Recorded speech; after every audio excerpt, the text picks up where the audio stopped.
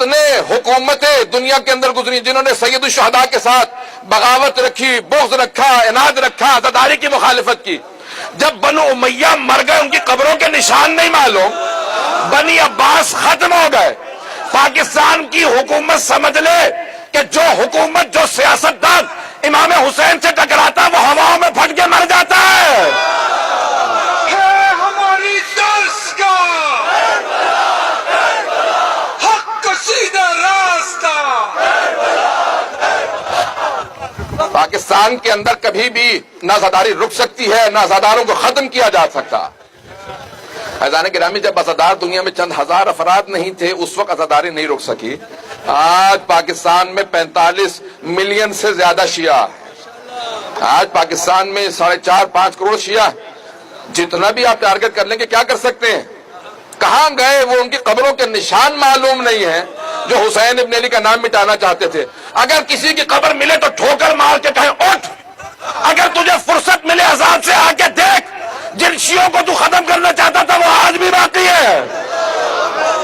حسین ابن علی کا ذکر آج بھی باقی ہے، یہ بڑھتا رہے گا۔ نہ سید الشہداء کا صدام نام مٹا سکا۔ میں صدام کے زمانے میں بھی عراق زیارات پہ گیا تھا، ہر زری پہ تصویر لگی تھی صدام کی، ہر حرم پہ صدام کی تصویر لگی تھی، زری سے سارے پیسے نکال لیتا تھا۔ آج صدام کی قبر کا نشان نہیں معلوم، حسین کا علم آج بھی بلند ہے۔ لبیک یا حسین، لبیک یا حسین، لبیک یا زینب، لبیک یا مہدی۔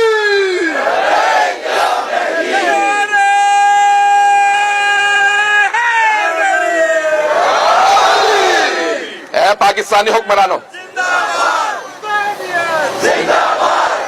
اے پاکستانی ریاست کے اداروں، اے پاکستانی حکمرانوں، آج وہ تمام کے تمام حکمران دنیا کے جو جناب سید الشہداء کی عزاداری پہ پابندیاں لگاتے تھے، ان کے نام و نشان مٹ گئے۔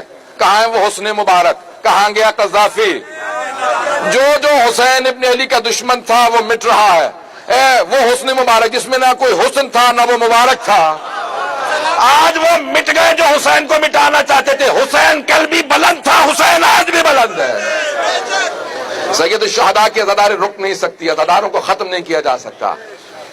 یہ کسی بی بی کی دعا کا نتیجہ ہے، یہ ہمیشہ عزاداری جاری رہے گی، سید الشہداء کے ماننے والے باقی رہیں گے۔